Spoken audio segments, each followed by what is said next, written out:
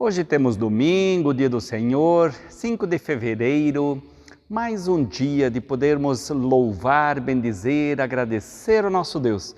Então, se na sua comunidade estiver tendo culto nesta manhã, uma reunião de oração, de adoração, onde Cristo seja louvado, exaltado, vá lá engrandecer a Deus, vá junto lá com a comum unidade, a comunidade, e assim prestar culto a Deus, e assim engrandecer esse nosso Deus que merece toda a honra e toda a glória. Aproximando-nos de Deus, faz muitos anos um humilde menino, filho de um limpador de chaminés, foi empregado por uma nobre senhora, a fim de limpar a chaminé da sua residência. Estando num dos aposentos da casa, e supondo que ninguém o estava observando, pôs-se a admirar tudo o que havia de maravilhoso, de mais belo naquele aposento. Viu um relógio de ouro, ricamente cravejado de diamantes, o que muito lhe cativou a atenção, e ele o tomou nas mãos para melhor admirá-lo. Imediatamente sentiu uma vontade profunda de possuí-lo. Pensou, se eu tivesse o igual. Então, depois de uma pausa, disse consigo mesmo, mas se eu levo, serei um ladrão. Mas se ninguém me vê, ninguém? Deus está presente aqui em toda parte e Ele não me vê? Como poderia eu lhe dirigir minhas orações depois de haver cometido este roubo? Como eu morreria em paz? Eram perguntas que o atormentavam naquele momento. Assaltado por todos esses pensamentos, ele disse a si mesmo, não, prefiro ser pobre e ter toda a minha vida com a consciência em paz. E depositou o relógio no seu lugar, depois voltou tranquilamente ao seu trabalho, na limpeza da chaminé. A condessa, que durante todo esse tempo tivera num quarto contíguo, e ouvira o rapaz falar, porque ele falava para si mesmo essas palavras. Mandou chamá-lo no dia seguinte e perguntou-lhe, por que você não levou ontem o relógio?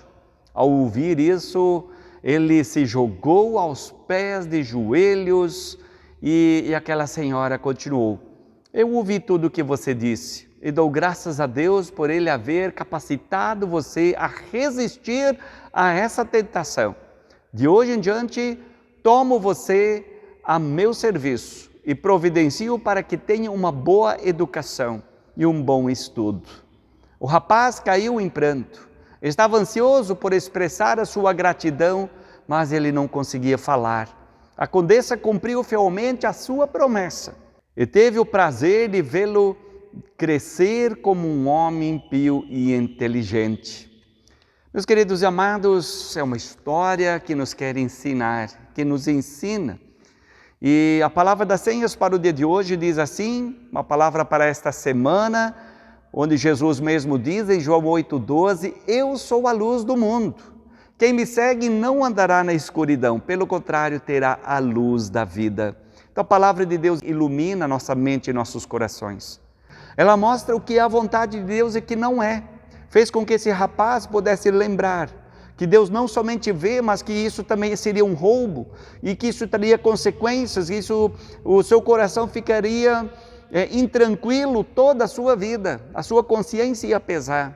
Por isso a palavra de Deus, nada melhor que a gente buscar, ler, meditar.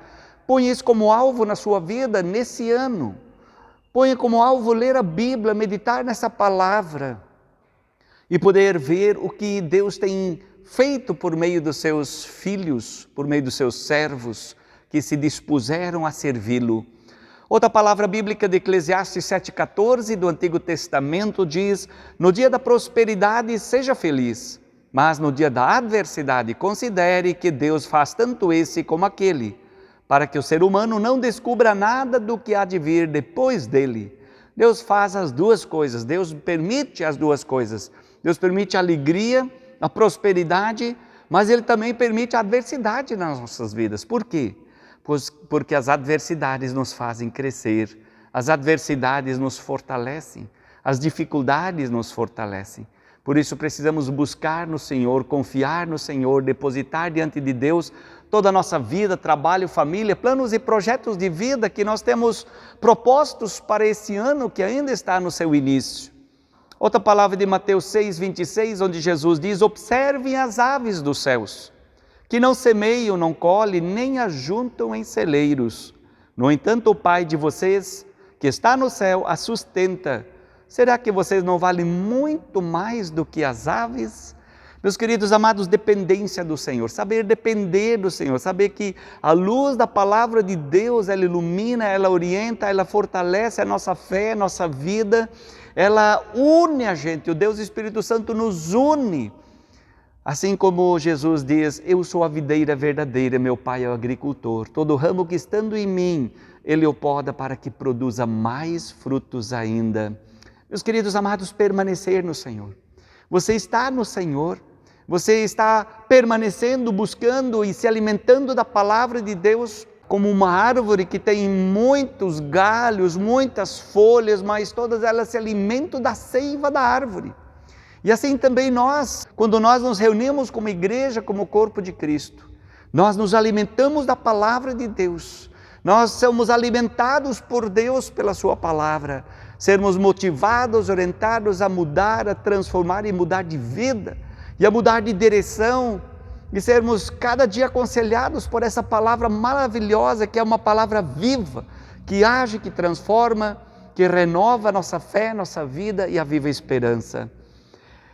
Mais um pensamento de Johann Klepper que diz assim: se nos deste casa e bens, e nos fizestes pobres e vazios, a vida agradável ou difícil ambas, Senhor, vem de tua mão.